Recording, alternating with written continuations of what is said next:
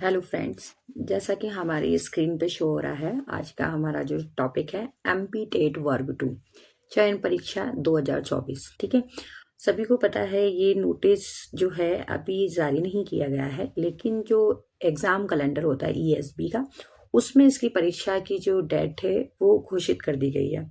तो इसलिए अनुमान लगाया जा रहा है कि ये जो फॉर्म है बहुत जल्द स्टार्ट होंगे, क्योंकि उसमें स्टार्टिंग डेट भी दे रखी है, बट अभी तक कोई रूल बुक जारी नहीं की गई है। ठीक है, फिर भी बिकॉज रूल बुक जारी नहीं की गई बट एग्जाम डेट आपकी यहाँ पे बता दी गई है, तो अब हमें ज़्यादा अपना टाइम वेस्ट ना करते हुए पूरा जो टाइम अपना जो फोकस है वो हमें अपनी एग्जाम की प्रिपरेशन में लगाना है। ठीक है, कि ऐसा नहीं है कि सिर्फ जब नोटिस आपका जारी होगा और जब आपके फॉर्म डलने स्टार्ट होंगे तभी हम पढ़ाई करना स्टार्ट करेंगे, क्योंकि तब हमारे पास टाइम जो रहेगा वो बहुत ही कम रह जाएगा। ठीक है, तो इसके लिए सबसे बड़ी जो समस्या होती है वो होती है हम आधा टाइम वेस्ट कर देते हैं कि क्या पढ़ें, कहाँ से पढ़ें, और हमारे पढ़ने की जो रणनीति है वो कैसी होनी चाहिए, कितना पढ़ना चाहिए और कैसे पढ़ना चाहिए। ये हमारे आज के जो है वो मेन पॉइंट हैं। ठीक है, तो इन्हीं सभी पॉइंट्स पे आज हम डिस्कस करेंगे। ठीक है, तो ये सारी चीजें की क्या क्या चीजें हैं जो आपकी वो पेपर का जो पैटर्न है, क्योंकि अभी कोई रूल बुक जारी नहीं की गई है तो ऐसा कहा जाना कंफर्मेशन नहीं है कि 100% यही सिलेबस रहेगा। बट हाँ, ये बात तय है कि अगर होगा भी तो थोड़ा बहुत आपके जो रहेंगे, जो नंबर ऑफ क्वेश्चंस रहेंगे वो ऊपर नीचे हो सकते हैं, बट ऐसा नहीं है कि पूरा पैटर्न ही चेंज कर दिया जाएगा। ठीक है, तो स्टार्ट करते हैं हम हमारी आज की क्लास को, जिसमें हम डिस्कस करने वाले हैं कि पेपर का पैटर्न जो आपका रहेगा वो कैसा रहने वाला हैगा, और उसमें हमें पढ़ने के तरीके को क्या अपनाना चाहिए। ठीक है,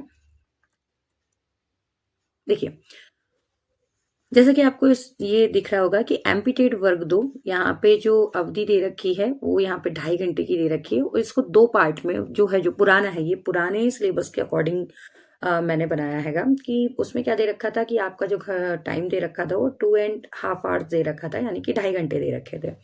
और इसमें जो कुल प्रश्न है, जो पार्ट 1 है आपका, यानी कि जो भाग 1 है आपका, देखिएगा यहाँ पर ये जो भाग 1 आपको शो हो रहा हैगा, यहाँ पे आपके 4 पार्ट्स कर रखे हैं। ठीक है, फर्स्ट वाले ही सेक्शन में, जिसमें पहला है आपका सामान्य हिंदी। ठीक है, यानी कि जर्नल हिंदी आपकी है, और फिर सामान्य अंग्रेजी यानी कि जर्नल इंग्लिश है आपकी। इसमें 8 एमसीक्यूज हैं, और ईच क्वेश्चन जो है वो आपका ईच मार्क्स का रहेगा, मतलब कि 1 क्वेश्चन है तो 1 मार्क्स का रहेगा। ठीक है, ऐसे तो 8 क्वेश्चन है तो नंबर भी कितने रहेंगे, 8 ही रहेंगे आपके। ऐसे ही अंग्रेजी में आपके 5 क्वेश्चन है, 5 मार्क्स के।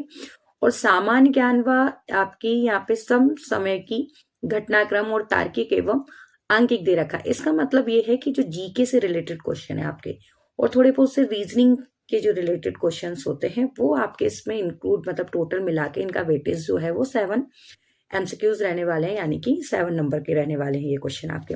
शिक्षा शास्त्र जो है आपका, वो हमारा यहाँ पर 10 मार्क्स का रहने वाला है। ठीक है, अब शिक्षा शास्त्र में आपकी सारी चीजें, मतलब जो हैं कि वो इसमें आ जाएंगे, जो उनके रूल्स है, नियम वगैरह हैं, वो सारे के सारे आ जाएंगे। तो ये टोटल मिला के जो है आपके वो 30 नंबर के जो है वो दे रखा है उसमें। ठीक है, अब हम बात करते हैं जो इसका सेकंड पार्ट है। देखिए, बिकॉज इन क्वेश्चनों का जो वेटेज है वो ज्यादा नहीं है, टोटल मिला के यहाँ पे 30 हो रहे हैं।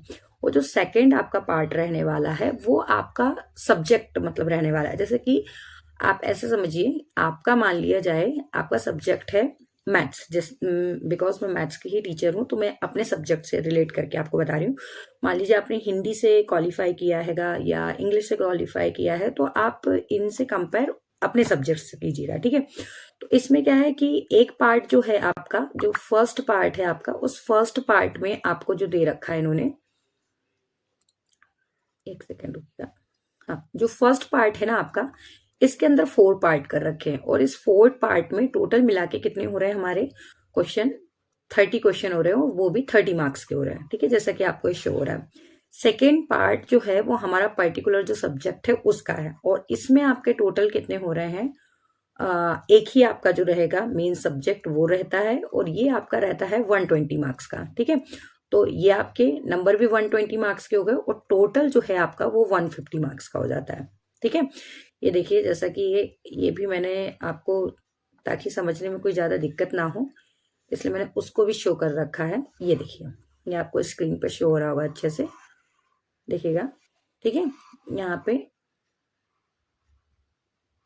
ये देखिएगा, हिंदी भाषा, यानी कि अगर आपने हिंदी से क्वालिफाई किया है, ये तो सभी को पता होगा कि ये एग्जाम वही टीचर्स जो हैं वो दे सकते हैं जो आपकी ये क्वालिफाइंग नहीं है, जो क्वालिफाई कर चुके हैं उनकी ये एग्जाम होगी। तो ये एक तो क्या कंपटीशन उसके कंपैरिजन में इधर जो होगा वो आपका काफी कम होगा, ठीक है, क्योंकि ऑलरेडी जो लोग क्वालिफाई किए हुए होंगे केवल वही यहाँ पर फाइट करेंगे, ठीक है। और उसके साथ में अगर हम बात करते हैं तो वैकेंसी भी जो अभी शो की जा रही है 10,000, वो आपकी जो है वर्ग 2 के लिए ही शो की जा रही है। उसमें प्राथमिक के केवल जो गायन वादन और ये आपके हैं केवल उनके लिए ही है प्राथमिक स्तर पर, बाकी पूरे आपके माध्यमिक की ही है, ठीक है। अगर की भी जाएंगी आपकी जो प्राथमिक स्तर पर, तो ये नंबर ऑफ वैकेंसी आपकी और बढ़नी तय है, ठीक है। तो नंबर ऑफ वैकेंसी की अगर हम बात करते हैं तो काफी अच्छी है। हाँ, ये इसमें एक जरूर है कि आपका जो 50% जो है वो आरक्षण दे दिया गया है अतिथि शिक्षक के लिए, ठीक है। तो ये थोड़ा सा हमारे लिए बैड न्यूज भी है, लेकिन जो अतिथि शिक्षक में पहले से ही कार्यरत है उनके लिए ये गुड न्यूज है, ठीक है। पर फिर भी हमारे पास जो है 50% जो है वैकेंसियां बचेंगी, ठीक है। तो उसके अकॉर्डिंग अगर हम देखते हैं तो ये आपका जो सिलेबस है, हमें अपने पूरे सिलेबस के बारे में बहुत ही अच्छे से बहुत ही डीप में पता होना चाहिए। ये देखिए, मैंने हाईलाइट कर रखा है मैथ्स को, गणित को मैंने क्यों किया है, क्योंकि आगे चल के जो है मैं आपको हमारी इस पूरी जर्नी में मैथ्स को बहुत ही अच्छे से कवर अप करवाने वाली हूँ। और मैथ्स को हम क्या पढ़ेंगे, कैसे पढ़ेंगे और कहाँ से पढ़ेंगे, ये सारी बातें भी हम हमारे नेक्स्ट वीडियो में डिस्कस करते हैं। बात करते हैं हम अभी की। तो देखिए, हिंदी जो है आपका यहाँ पर, एक मिनट रुकिएगा।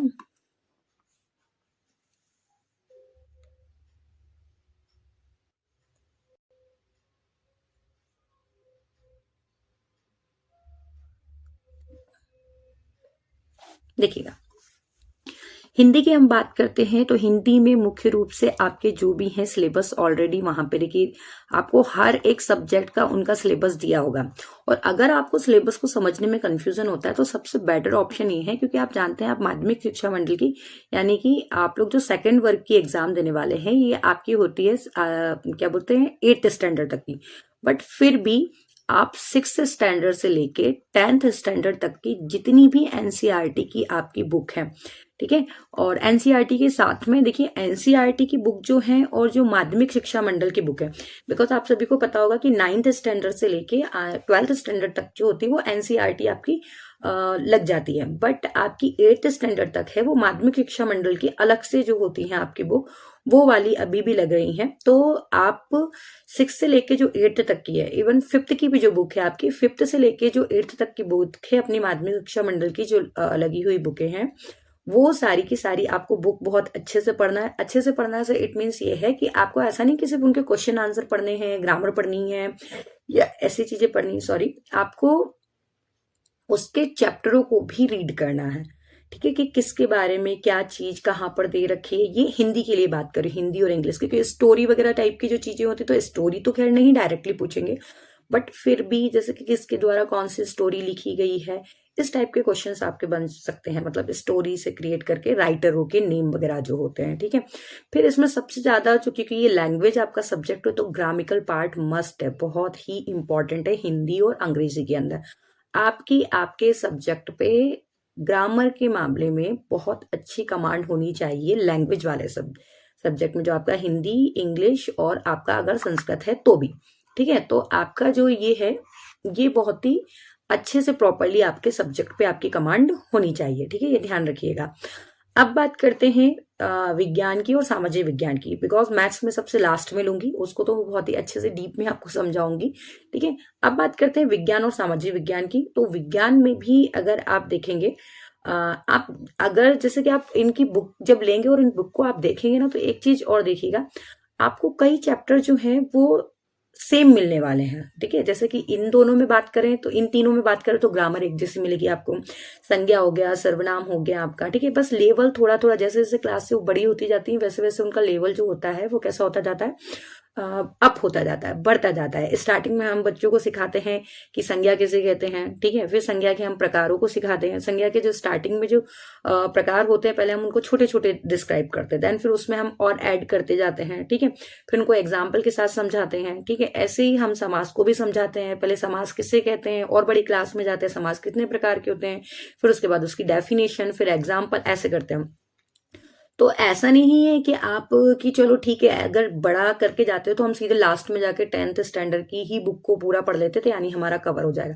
ऐसा नहीं है, आपको छोटी क्लास की बुक्स को भी पढ़ना पड़ेगा। उसका कारण ये है कि छोटे बच्चों को समझाने का जो तरीका होता है वो बहुत ही अलग होता है, डिफरेंट वे में होता है। तो उसमें जो क्वेश्चन भी पूछे जाते हैं वो भी बहुत डिफरेंट होते हैं। और कुछ छोटी छोटी ऐसे सॉरी, आपके जो नोट, जो की पॉइंट्स होते हैं, वो आपको छोटी क्लास के जो बच्चे होते हैं उनमें बहुत ही अच्छे मिलते हैं, ठीक है। तो आपको पहली प्रेफरेंस आपकी एनसीईआरटी की जो बुक है और जो माध्यमिक शिक्षा मंडल की जो बुक्स लगती हैं हमारे स्कूलों में, आपको पहली प्रेफरेंस उन्हीं को ही देनी है। ये चीज आप बहुत अच्छे से ध्यान रखिएगा, ठीक है। अब बात करते हैं हमारे विज्ञान और सामाजिक विज्ञान की। विज्ञान और सामाजिक विज्ञान में भी सेम चीज ही है आपकी कि आपको 5th स्टैंडर्ड से लेके 10th स्टैंडर्ड तक की जो है साइंस की बुक को बहुत अच्छे से पढ़ना है। और देखिएगा, जब आप बुक को पढ़ के एंड करते हैं, खत्म करते हैं, बिकॉज मुझे 8th और 5th 6th स्टैंडर्ड की ज्यादा बुक का इतना नॉलेज नहीं है एनसीईआरटी में विज्ञान और सामाजिक विज्ञान की।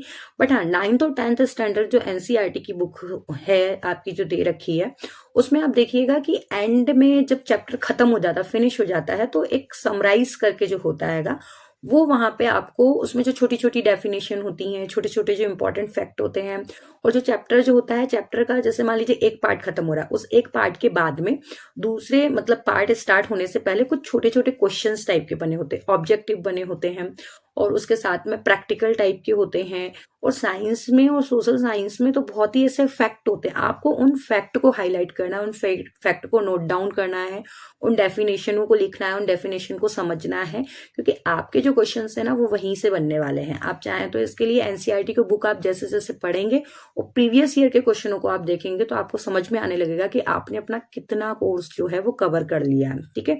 तो आपको उसको ही पहली प्रेफरेंस देनी है, आप बाकी बुकों को बाद में ही देखिएगा।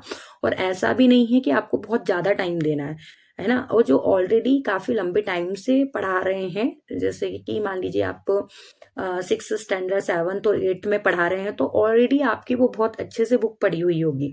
बस आपको एक बार ऊपर से मोटा मोटा जो रहता है उसके की पॉइंट्स वगैरह, डेफिनेशंस वगैरह हाईलाइट करनी है, और हाईलाइट करने के बाद में उसको रिवाइज करते रहना है। और ऐसा भी नहीं कि आप अलग से आप लिखने बैठ रहे हो, क्योंकि लिखने बैठोगे तो आपका टाइम बहुत वेस्ट होगा। आप उन्हीं चीजों को क्या कर सकते हैं, हाईलाइट करके बार बार रिवाइज कीजिए। और करना भी है तो बुक ही में ही आप छोटे छोटे से नोट्स बना के उसी पेज के उधर रख सकते हैं, ताकि इधर उधर आपको ना करना पड़े। क्योंकि होगा क्या कि आप ज्यादा चीजों को नोट करने की कोशिश करेंगे तो नोट करने में आपका टाइम वेस्ट होगा, और टाइम वेस्ट होने के साथ साथ में हम कंफ्यूज भी बहुत हो जाएंगे कि अरे ये वाला तो हमने यहाँ पे पढ़ा था, अब इसका पॉइंट्स हम यहाँ पे जोड़े, उसका पॉइंट्स हम वहां पे जोड़े, क्योंकि लगभग जो चैप्टर होते हैं वो सेम ही होते हैं। थोड़ा वो जो होता है वो डिफरेंट आपको अलग अलग चैप्टर्स वगैरह में मिलता जाता है, ठीक है। तो इसीलिए बेटर ऑप्शन ये है हमारे लिए कि हम क्या करें, एनसीईआरटी की बुक को, या जो भी हम एनसीईआरटी एमपी बोर्ड की जो भी बुक पढ़ रहे हैं उन्हीं बुक को हम क्या करते जाएं कि वहीं की वहीं आप पढ़ के, और उसके जो नोट्स आपको इंपॉर्टेंट फैक्ट लग रहे हैं उसको हाईलाइट करते जाएं। और आप उसको शॉर्ट वे में अगर याद करने के लिए ट्राई कर रहे हैं तो आप उसके भी जो भी आप ट्रिक बना रहे हैं उस ट्रिक को जस्ट उसके सामने ही क्या कर दें, ऐड कर दें, ठीक है। अलग से पेज लीजिए, पेज को छोटा सा कट कीजिए और नोट टाइप के बना के वहां पर आप रख दीजिए, ठीक है। और आपको लगता है कि रखने में इधर उधर होगा तो हल्का सा स्टेपलर वगैरह करके आप कैसे भी करके उसको अरेंज करके उसी में सेट कर दीजिए, ताकि इधर उधर ना हो, ठीक है। नहीं तो आप कॉपी बनाने बैठेंगे और जिसको ऐसा लगता है कि नहीं मैं स्पीड में बना सकती हूँ, मेरा टाइम वेस्ट नहीं हो रहा, वो ज्यादा बेटर तरीका है तो आप अपना सकते हैं। पर मुझे ऐसा लगता है कि उसमें टाइम काफी हमारा जो होता है वो वेस्ट हो जाता है, ठीक है।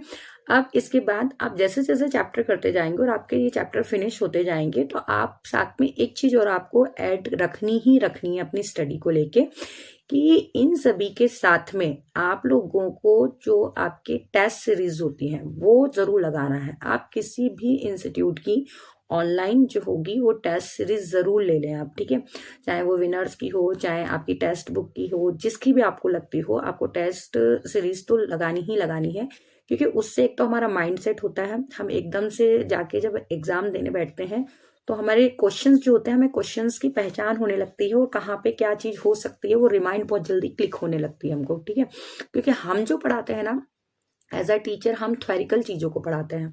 हम इतना जल्दी क्लिक कर पाना ऑब्जेक्टिव टाइप में क्वेश्चंस, और वो भी उस लेवल पे उसकी लैंग्वेज को कन्वर्ट कर पाना, वो इतनी जल्दी जो होता है वो दिमाग में क्लिक नहीं होता है। वो आपकी प्रैक्टिस से ही आएगी। वो प्रैक्टिस कैसे कि आपको टेस्ट सीरीज लगानी है, और टेस्ट सीरीज भी ऐसी लगाने की कोशिश कीजिए कि आप दिन में एक लगाएं, बिकॉज ऑलरेडी हम कहीं ना कहीं जॉब कर रहे होंगे, ठीक है। बहुत ही कम ऐसा होगा कि जो आपका बीएड भी है और देन ये भी क्वालिफाई है और आप टीचिंग फील्ड में ना हो, या तो आप अतिथि में होंगे, अतिथि में नहीं होंगे तो प्राइवेट में होंगे, ठीक है।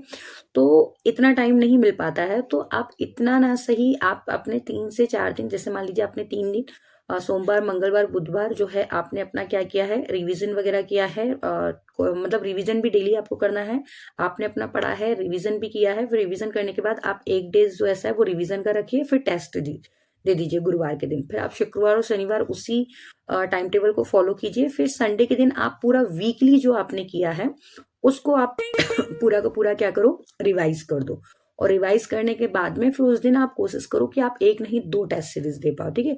और फिर धीरे धीरे धीरे धीरे धीरे, और जैसे ही आपने अपनी सारी एनसीईआरटी बुकों को पढ़ लिया, वैसे ही आपके पास और टाइम बच जाएगा। और अब फिर आपको मेन फोकस देना है आपकी बार बार किस पे, टेस्ट सीरीज पे ही देना है, ठीक है। आपको टेस्ट सीरीज जितनी आप हो सके टेस्ट सीरीज करते जाइए, और वीक में आप 1 या 2 बार प्रीवियस ईयर के क्वेश्चनों को जरूर देखिएगा। प्रीवियस ईयर के क्वेश्चन से भी एक हमको नॉलेज मिल जाता है, ठीक है। तो उसको भी देखिएगा।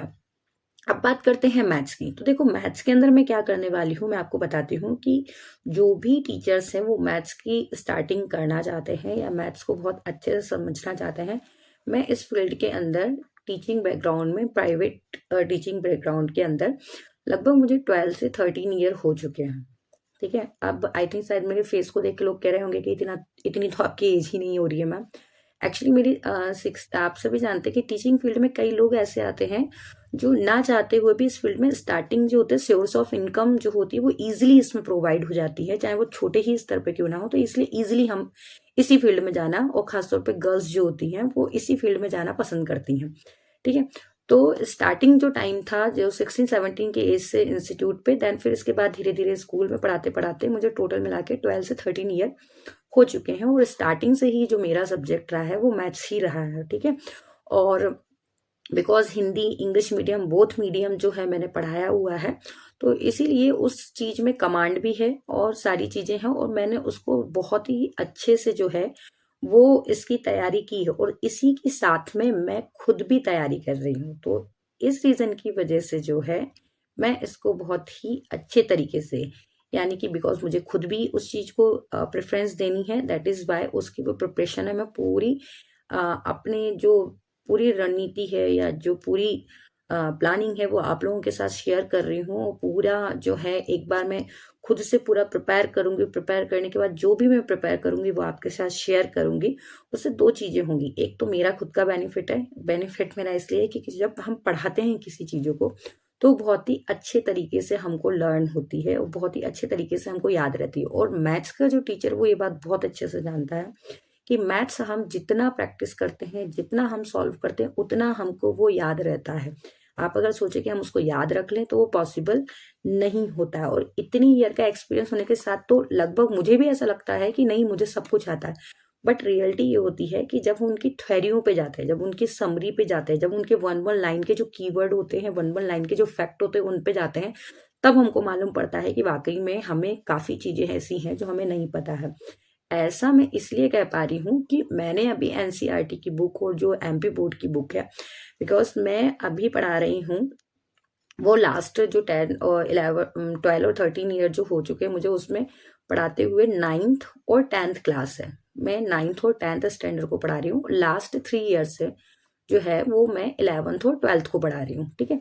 तो मेरी जो कमांड है इनमें खास तौर पे 9th और 10th पे बहुत ही अच्छी रही है। है ना, क्योंकि इतने लंबे टाइम से हम पढ़ा रहे हैं तो बच्चों को कॉन्सेप्ट कैसे क्लियर कराने उस पर ही। पर अगर फिर भी मैं अभी कहूँ कि इस बुक के अंदर थ्योरी को हम देखने जाते हैं तो मैं मान ही नहीं सकती हूँ कि कोई टीचर ये कह दे कि नहीं उसके थ्योरी के एक एक फैक्ट उसको पता है, नहीं पता होंगे। उसके रीजन मैं आपको बताती हूँ। क्योंकि हम जब बच्चों को पढ़ाते हैं तो हम बच्चों को एग्जाम्पल, फॉर्मूलाज, इंपॉर्टेंट क्वेश्चंस और सिलेबस को कंप्लीट करने पे ध्यान देते हैं। हम कई बार खुद भी उन चैप्टरों की समराइज को ना तो रीड करते हैं, ना उनकी समरी को उन्हें एक्सप्लेन करते हैं। तो दैट इज वाई जो होता है वो कॉन्सेप्ट क्लियर नहीं होता। और अधिकतर जो मैंने अभी देखे हैं प्रीवियस ईयर के क्वेश्चन सेट जो लगाए हैं उनको देखा है मैंने, तो उसमें मैंने ये चीज पाई है कि जो समरी होती है और जो उनका आगे के जो चैप्टर स्टार्ट होते हैं और स्टार्टिंग में ही उनका जो इंट्रोडक्शंस वगैरह होता है, जो चीजें होती हैं उसमें बहुत ही इंपॉर्टेंट फैक्ट होते हैं जो कि उसमें दिए जाते हैं। ठीक है, तो मैं जो कवर अप करूंगी वो मैं चैप्टर्स के आपकी एक एक समरी को पढ़ के उसके जो की पॉइंट्स होंगे, जो उसके फॉर्मूलाज होंगे, जो उसके स्टेटमेंट होंगे, थ्योरम होंगी, प्रमेय होंगी, प्रमेय किसके द्वारा दी गई है, किस सन में दी गई है, ठीक है ना, और किन चीजों के लिए दी गई है, उन सभी चीजों को एक एक एक एक एक एक करके क्या करूंगी आपको डिस्क्राइब करूंगी। ठीक है, जब ये हमारा क्लियर हो जाएगा फिर उसके बाद हम प्रैक्टिस सेट में आपके जो रहेंगे वो हम प्रीवियस ईयर के जो क्वेश्चंस रहेंगे उनको किया करेंगे। ठीक है, मतलब एक चैप्टर हमारा जैसे मान लीजिए प्रॉफिट एंड लॉस कंप्लीट हो गया तो हम प्रॉफिट एंड लॉस के जो प्रीवियस ईयर के क्वेश्चन रहेंगे उनको सॉल्व किया करेंगे। ठीक है, तो जो भी टीचर्स मेरे साथ जुड़ना चाहते हैं वो बिल्कुल जुड़ सकते हैं। और अगर आपको ऐसा लगता है कि नहीं हम अपनी प्रिपरेशन सेल्फ अपने अकॉर्डिंग ही करना चाहते हैं तो आप बिल्कुल कीजिए। लेकिन मैं आपको यही कहूंगी, या आप कहीं पे भी यूट्यूब पे भी सर्च कर लीजिए, या कोई भी टीचर्स है आपको जो ऑलरेडी इस फील्ड में लग चुका है, मेरे कई जो मुझसे सीनियर थे, बिकॉज मेरा उस समय डीएलएड और बीएड वगैरह नहीं हुआ था, दैट इज वाई मैंने इस एग्जाम को फर्स्ट ही टाइम दिया था। तो उनसे भी मैंने अपने फ्रेंड सर्कल में जो है जो गवर्नमेंट टीचर में लग चुके हैं उनसे भी मैंने काफी इस बारे में डिस्कस किया कि आपको क्या लगता है कि कोई किस टाइप के जो क्वेश्चन है वो ज्यादा होते हैं। तो उनका भी यही मानना है, और आपके जो रिलेटिव आप उनसे भी बिल्कुल बात कीजिए, वो सभी लगभग आपको यही सजेस्ट करेंगे कि जो प्रीवियस ईयर के आपके सेट हैं, ठीक है, प्रीवियस ईयर के सेट हैं आप उनको पहली प्रेफरेंस भी दीजिए, और एनसीईआरटी की बुक है जो एमपी बोर्ड की बुक है आपको उनको भी जरूर करना है। इसीलिए मैंने आपको ये सजेस्ट किया है क्योंकि मैंने पहले खुद ने बहुत रिसर्च की है। ऐसा नहीं है, हमें भी पता है इतने लंबे टाइम ड्यूरेशन के बाद में ये वैकेंसी आई, और ये हमारे लिए बहुत ही इम्पोर्टेंट है क्योंकि इसके बाद ये वैकेंसी कब आएगी हमें खुद भी नहीं पता है। ठीक है, और अब एग्जाम इतनी दिन प्रतिदिन डिफिकल्ट होती जा रही है, और डिफिकल्टी के साथ में इसमें कंपटीशन जो लेवल है वो भी बहुत ही ज्यादा कैसा होता जा रहा है, अप होता जा रहा है। इसीलिए आप अपनी पूरी जी जान लगा दीजिए और बिल्कुल आप प्रैक्टिस कीजिए। और जो टीचर्स मेरे साथ जुड़ना चाहते हैं वो मेरे चैनल को लाइक कीजिए, सब्सक्राइब कीजिए और मेरे साथ जुड़ जाइए। आप कोई भी और सजेशन होता है आप वो बिल्कुल मेरे साथ शेयर कीजिए। मैं उस अकॉर्डिंग भी जैसा आप सजेस्ट करते हैं मैं उसको भी ट्राई करने के लिए बिल्कुल मतलब मेहनत करूंगी, और कोशिश करूंगी कि ज्यादा से ज्यादा जो हो सके मेरी स्टडी से, या मेरे जो पढ़ाने के तरीके हैं, या मैं जो पढ़ा रही हूँ, या मैं जो नोट्स बना रही हूँ, उससे आप लोगों की ज्यादा से ज्यादा हेल्प हो सके और आपके सजेशन से हमारी हेल्प हो सके। Thank you. मिलते हैं हमारे नेक्स्ट वीडियो में जिसमें हम डिस्कस करेंगे क्लास 10th के अंदर, सॉरी क्लास आपकी जो बीएड की ये वर्ग जो 2 की है वो गणित के अंदर हम क्या क्या टॉपिक्स जो हैं उनको कंप्लीट करने वाले हैं, उनको हम कैसे पढ़ेंगे और कौन कौन से टॉपिक हैं। मैंने क्लास वाइज लिख रखे हैं यहाँ तक कि किस क्लास का कौन सा चैप्टर है जो रिपीट है, मतलब 7th में भी है, 8th में भी है, 9th में है, 10th में है, इस टाइप से। और जब हम प्रिपरेशन भी करेंगे ना तो उनको भी मैंने ऐसे ही बनाया हुआ है नोट्स को मेरे, कि जो 8th का स्टैंडर्ड अप करके हम लेके गए हैं उसमें अगर मतलब हम प्रॉफिट एंड लॉस उठाएंगे तो हम प्रॉफिट लॉस के सारे बेसिक्स सीखेंगे, पर उतना हाई लेवल भी नहीं जो रेलवे में और बैंकिंग में आपसे पूछा जाता है, क्योंकि उतना हाई लेवल नहीं आने वाला। हम बच्चों को पढ़ाने वाले हैं तो जो लेवल आएगा वो उसी अकॉर्डिंग आएगा कि आप बच्चों को उस चीज को कैसे क्या एक्सप्लेन कर पा रहे हैं, आपको उतना नॉलेज होना चाहिए। ठीक है, तो मिलते हैं हमारे नेक्स्ट वीडियो में, तब तक के लिए बाय बाय।